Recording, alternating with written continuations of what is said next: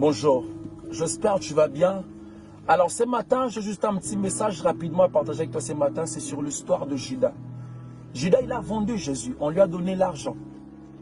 Et puis après, je me disais que voilà, Judas maintenant, il sera très heureux, il sera maintenant riche. Mais après, la Bible me dit que Judas cependant, qu'est-ce que j'ai compris par là? La Bible voulait aussi nous faire comprendre que tu ne gagnes rien du tout en faisant du mal à ton frère. Cette feuille que vous voyez, ça ressemble à un cœur. Si je prends cette feuille, je la froisse et j'essaie de le remettre comme avant, cette feuille ne sera plus comme avant. Pourquoi? Tu vas remarquer le signe. C'est la même chose quand tu blesses quelqu'un, tu blesses son cœur. Cette personne ne sera plus la même personne.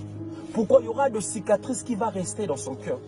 Celui qui blesse oublie, mais celui qu'on blesse n'oublie pas parce que le cicatrice reste. Ne jamais bâtir ton bonheur sur le malheur des autres. Tu n'as pas besoin de détruire ton frère pour être levé. Le fait de salir ton frère ne te fera pas aimer à sa place. Le mal que tu fais aux autres aujourd'hui, un jour ça va te rattraper. Même si ça ne te rattrape pas, mais ça va rattraper même tes enfants. C'est ce qu'on appelle le karma. Si vous ne pouvez pas porter la joie dans la vie d'une personne, ne soyez non plus la raison de ses larmes. J'aime cette phrase qui dit, même si vous êtes temporaire dans la vie d'une personne, laissez toujours de bons souvenirs. Avant de faire du mal à quelqu'un, mets-toi toujours à sa place. Pense à ses enfants, pense à sa famille. Si c'était toi, qu'est-ce que tu allais ressentir? Comment tu allais ressentir? Le mal que tu fais ton frère en cachette, tu le paieras en public. Tu ne gagnes rien du tout en faisant du mal à ton frère. Ne blesse jamais quelqu'un qui t'a aidé dans la vie. Quelqu'un qui était là pour toi quand personne d'autre était là. Sois toujours reconnaissant, peu importe. Personne n'est parfait. On a tous des défauts. Mais il faut toujours voir le bon côté des gens.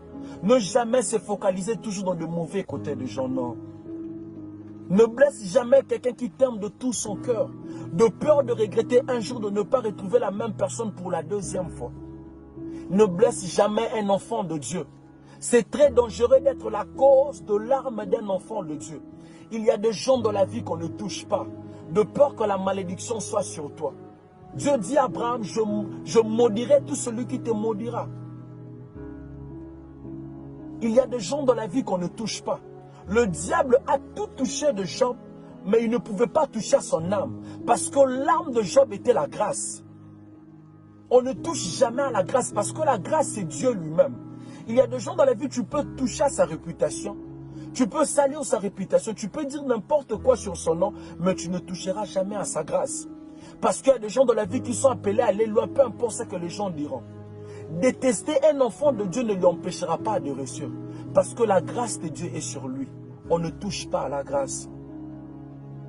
Il y a des gens dans la vie, tu perds ton temps de lui détester. Parce que peu importe ta jalousie, cette personne réussira toujours. Parce que là, la grâce de Dieu sur lui. C'est juste ça le petit message que j'allais partager avec toi. Faire du mal à ton frère, tu ne gagneras rien du tout en faisant du mal à ton frère. Alors aimons-nous vivants. Ça ne sert à rien de nous faire du mal. Que mon Dieu te bénisse. Tout est vanité. Que mon Dieu te bénisse. C'était juste ça le petit message que j'allais partager avec toi. Merci beaucoup.